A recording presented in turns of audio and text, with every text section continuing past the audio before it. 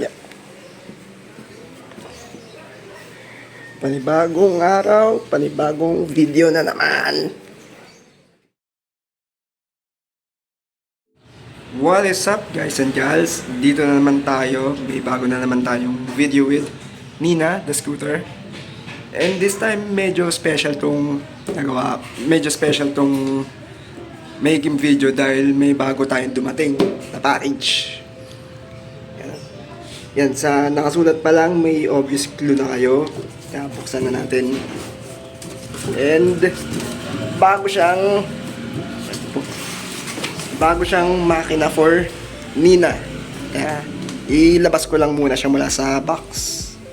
At ito na guys, nailabas ko na sa box niya yung bagong scooter engine. Got it from J&B Pet Shop. Shoutout to those guys. Sobrang mura ng bagong makina na to. Okay, probably nagtatanong kayo, bakit ako kumuha ng bagong engine? Ang difference kasi sa dalawang to is, itong lumang engine, yung pula, 49cc lang siya. Itong bagong engine na to, 63cc, so in short, mas malakas. 2-stroke pa rin naman. Tsaka, damage na din kasi talaga tong flywheel ng engine na to. So, talagang palitin na. And, probably parehas lang naman ang engine mount niya. So, walang pagkakaiba. So, let's go install it. Install na natin para ma-testing na din natin. Ayan, yun. Ang una nating need gawin is tanggalin tong 4 na bolts na to na nagmamount sa engine. Yan yung isa na malapit sa kadena. Tapos tatanggalin din natin tong throttle cable. Teka, tanggalin na natin. Hirap pag isang kamay lang.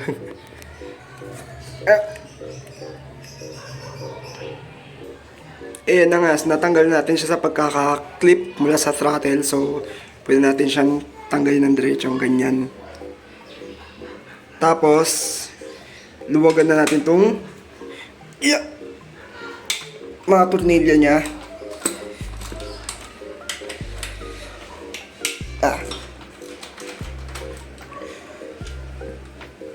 Para mas madaling tanggalin. Medyo mahirap tong isang to dahil lapit siya sa kadena. Ayan. Tapos, tatanggalin din pala natin itong sa kill switch niya. Wire ng kill switch na madulas dahil puro langis. Ayan, natanggal na natin. So, tatanggalin na natin itong isa pang tornilyo. At ayan na nga, natanggal na natin sa pagkakamount yung makina. Ayun, ikakabit na natin itong 63cc na makina. Medyo ikakat ko na lang ulit pag nakabit ko na kasi ang hirap gawin to ng isang kamay lang. At ayan na nga, nakabit na natin yung 63cc na makina. Ngayon, nasa ilalim ngayon yung gas tank niya, so lilipat ko yung laman ng lumang gas tank papunta dito sa bago.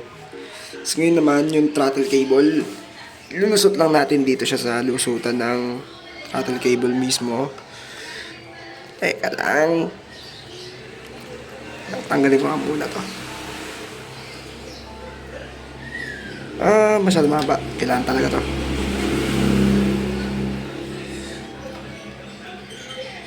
Teka.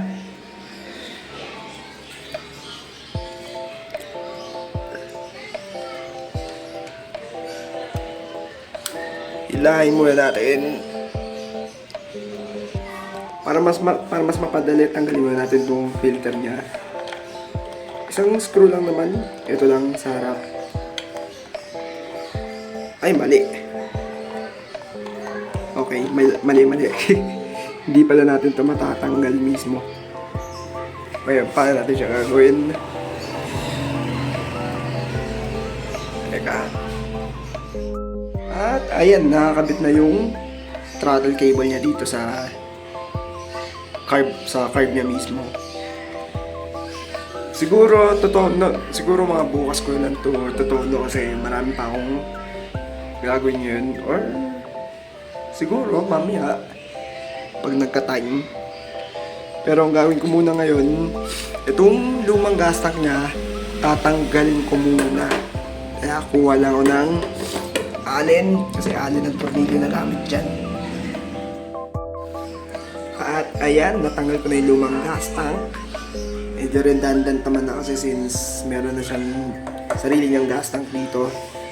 Isasalin ko na lang din mamaya yung natirang gas para magamit ko din siya pang break-in para papunta din sa gasolinahan.